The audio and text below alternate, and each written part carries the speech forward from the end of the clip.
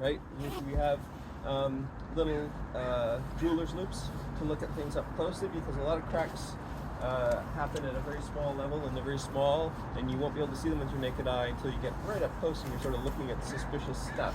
So we'll sort of start at the bottom and work our way up the rig if we're doing a ring inspection. And not only is it the wires, the shrouds, the stays that hold the mast, but it's also the running rigging, right? So the halyards, the sheets, the bang, reefing lines. We have a look at all that thing, all the blocks that they go through. We're trying to prevent future problems. So we will start. I sent you out that checklist last night that was written very quickly, but it's really the idea is starting at the bottom and working our way up. And we've got much nicer weather than predicted, so we don't have to rush up the mast because we've got good weather for a bit. So the first thing on my list was chain plates. So every chain plate deserves a look.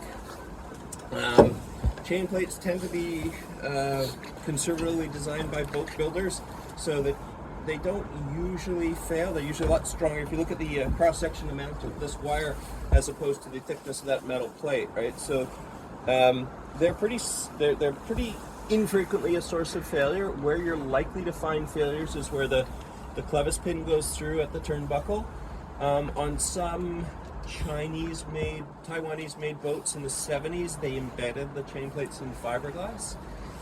So they put it through the deck and then laminated it to the hull, right? And so the problem is water inevitably gets in there. You get crevice corrosion, and then you get hidden cracks that you never see, and it breaks off at the deck level especially is usually where it would break. Can I ask a question? Yes. Does that mean you'll be unwinding all the tape and everything that... Sure, absolutely. Like tape like that is great to prevent nicks and tears on people, but it also means you can't see what's under it, right?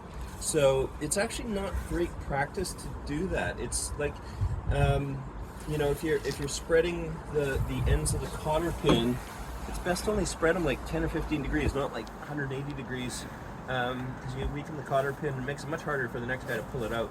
So you only spread the cotter pin a little bit, and then it doesn't stick out, and it's not a snagging thing. So this boat, the other